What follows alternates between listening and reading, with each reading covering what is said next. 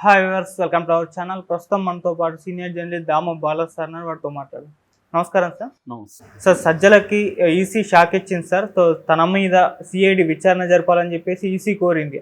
అసలు ఏం జరిగింది సార్, మరి ఎందుకంటారు సార్? ముందు దీనికంటే ముందు ఏం జరిగింది అనేది చూస్తే అంతకుముందు చంద్రబాబుకి తర్వాత లోకేష్ వీళ్ళ మీద కంప్లైంట్ ఇచ్చారు.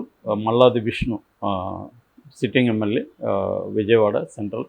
సో ఆయన ఇస్తే ఈసీ అవన్నీ పరిశీలించింది. అందులో ప్రధానంగా ఏంటంటే ల్యాండ్ టైటిలింగ్ యాక్ట్ ఏదైతే ఉందో దాని వల్ల భూములన్నీ జగన్ లాక్కుంటాడని భయభ్రాంతం చేసే విధంగా ఐవీఆర్ఎస్ అంటే ఇంటరాక్టివ్ వాయిస్ రెస్పాన్స్ సిస్టమ్ అంటారు.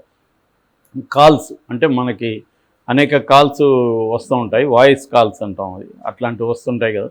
అట్లాగా వీళ్ళు పెట్టేసి మీ భూముల్ని లాక్కుంటాడు జగన్ ఓడించండి అన్న పద్ధతిలో వీళ్ళు బల్క్గా ప్రజలందరికీ వెళ్తున్నాయి కాల్స్. సో దాని మీద వీళ్ళు కంప్లైంట్ ఇచ్చారు. ఇమీడియట్గా అవన్నీ పరిశీలించి సిఐడి ఎంక్వైరీకి ఆదేశించారు. సిఐడిలో సైబర్ సెల్కి ఇచ్చారు. సిఐడి ఇప్పుడు ఏం చేసిందంటే వాళ్ళ మీద కేసు పెట్టింది. A1గా చంద్రబాబు, A2గా లొకేషన్ చేర్చింది. దాని మీద ఎంక్వైరీ స్టార్ట్ చేసింది.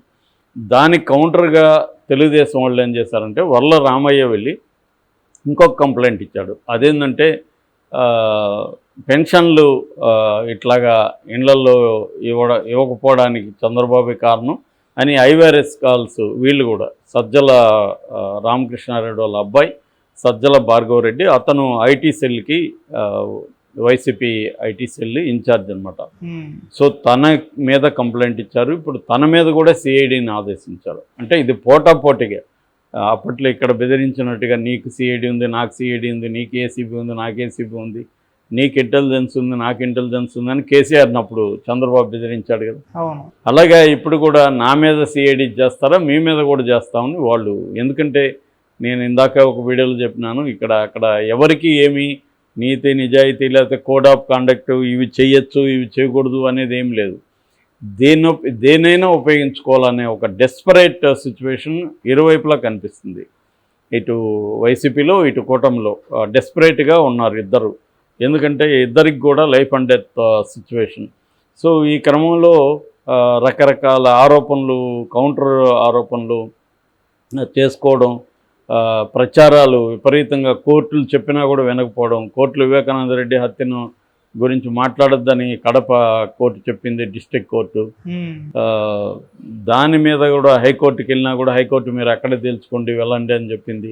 అయినా కూడా కడప కోర్టు తీర్పుని ఎవరూ ఫాలో కావట్లేదు. వివేకానంద రెడ్డి హత్యను మాట్లాడుతూనే ఉన్నారు, జరుగుతూనే ఉంది. అంటే ఏ వ్యవస్థలని కూడా వీళ్ళు గౌరవించదలుచుకోలేదు. ఇటు ప్రజలను కావచ్చు, ఇటు ప్రజాస్వామిక విలువలు కావచ్చు, కోర్టులను కావచ్చు, ఏ వ్యవస్థలను కూడా ఎవడు కూడా ఏ అభ్యర్థి కూడా పట్టించుకోవట్లేదు. ఎందుకంటే డెస్పరేట్ సిచ్యువేషన్లో రెండు క్యాంపులు ఉన్నాయి. గెలిపే ముఖ్యం. అందుకని సర్వ శక్తుల్ని కూడా చూసుకొని ఉన్న ఎన్ని ఆయుధాలు ఉన్నాయి అన్నిటినీ ప్రయోగించి ప్రత్యర్థుల మీద ఏదో ఒకటి చేసి గెలవాలి అన్న ఇది కనిపిస్తూ ఉంది. ఇంత డెస్పరేట్ సిచ్యువేషన్ నేను ఎప్పుడైతే ఆంధ్రప్రదేశ్లో చూడలేదు. సో ఆ స్థాయిలో ఉంది. ఇది నేను చెప్పడమే కాదు, చాలామంది సీనియర్ సిటిజన్స్ పెద్ద వాళ్ళు అంతా కూడా చెప్తున్నారు. ఆంధ్రలో మన రాజ్దీప్ సర్దేశాయ్ కూడా ఆ మాట అనేసి వెళ్ళారు, ఇట్లాంటి సిచ్యువేషన్ చూడలేదని. సో అంటే ఒక భయాందోళన ఉన్నాయి. సర్వేలు కూడా 40 సర్వేలు వచ్చాయి ఇప్పటికీ. దాదాపు 20 సర్వేలు ఒక పక్క, ఇంకొక 20 సర్వేలు ఒక పక్క ఉన్నాయి. ఇట్లా సర్వేలు కావచ్చు, లేకపోతే ప్రజల నాడి అనేది కరెక్ట్గా ఎవడు కనిపెట్టలేకపోతున్నాడు. 100% షూరిటీ అనేది ఎవరికి లేదు. మనమే గెలుస్తున్నాం అన్న షూరిటీ లేదు.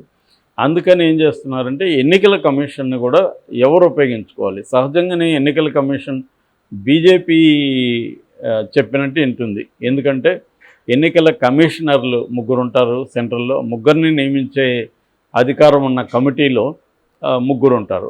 ఎవరంటే మోడీ, కేంద్ర మంత్రి, తర్వాత ప్రతిపక్ష నాయకుడు. సో 3లో సహజంగానే మెజారిటీ 2 చెప్పిందే వింటారు, అమలు అవ్వాలి. సో ఆయన ప్రతిపక్ష నాయకుడు కాదన్నా కూడా ఆయన ఏం చేసుకునేది లేదు. అందుకని ఏమవుతుందంటే దీన్ని కావాలనే బిల్లు తీసుకొచ్చారు. మామూలుగా అయితే అంతకుముందు దీంట్లో సుప్రీంకోర్టు న్యాయమూర్తి కూడా ఉండేవాళ్ళు. ఆయన్ని పక్కన పెట్టేసి తమకు అనుకూలంగా ఉండే విధంగా ఒక బిల్లు తీసుకొని వచ్చి ఈ పని చేస్తున్నారు మోడీ వాళ్ళు.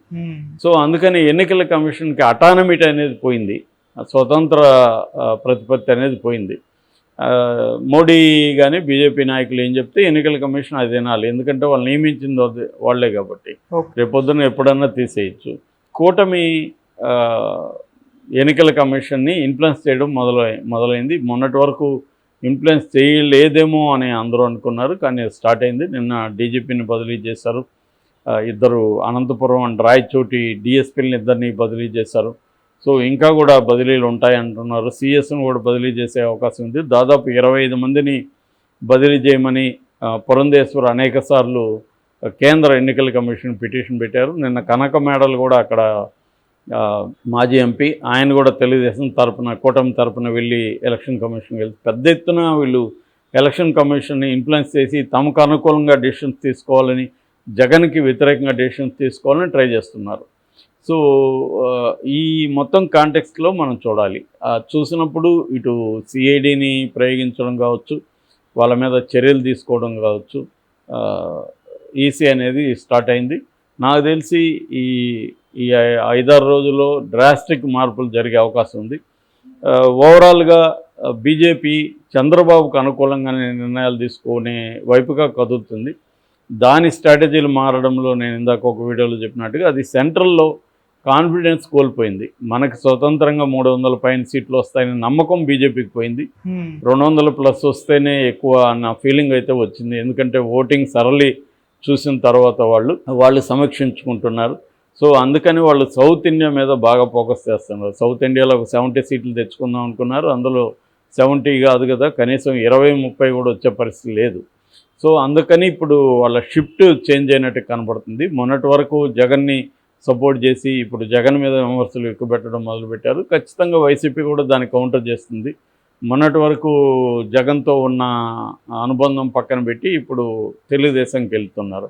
మీరు పర్మిషన్ ఇవ్వకుండా ఎట్లా అప్పు తీసుకున్నాడు, ఒక రాష్ట్రం అనేది ఇష్టం వచ్చినట్టు అప్పులు చేయరు కదా, అది ఖచ్చితంగా కేంద్రం అనేక అనుమతులు ఉంటాయి, అవి ఇవ్వాలి, ఆర్బీఐ ఇవ్వాలి, ఇవన్నీ ఇస్తేనే కదా జగన్ అప్పులు చేశాడు.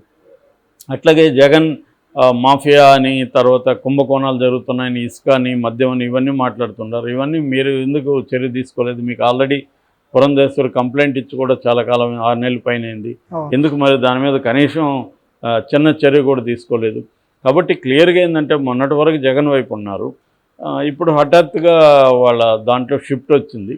ఏదేమైనా ఇది చంద్రబాబుకి కలిసి వస్తున్నట్టుగా మనకు కనబడుతుంది. ఈ ఎన్నిక బలం చంద్రబాబు వైపుగా పెరుగుతుంది. జగన్ ఏమో గ్రౌండ్ లెవెల్లో వర్క్ చేసుకుంటూ వెళ్తున్నాడు. అంటే జగన్ అంతా కూడా తన పథకాలను నమ్ముకున్నాడు, తనకున్న పోల్ మేనేజ్మెంట్ స్కిల్స్ని నమ్ముకున్నాడు, అటువైపుగా జగన్ వెళ్తున్నాడు. చంద్రబాబు ఏమో అన్ని వ్యవస్థల్ని కమ్ముకుంటూ వస్తున్నాడు. సో మరి ఈ దీంట్లో ఎన్నికల కమిషన్ స్టార్ట్ అయినట్టు కనపడుతుంది. ఎందుకంటే డీజీపీని ఈరోజు బదిలీ చేసింది నిన్న, సో ఇంకా కూడా బదిలీలు చేస్తుంది. ఎన్నికల కమిషన్ మెల్లగా చంద్రబాబుకు అనుకూలంగా మారితే మాత్రం జగన్కి ఖచ్చితంగా కష్టాలు తప్పవు. Okay sir, thank you so much.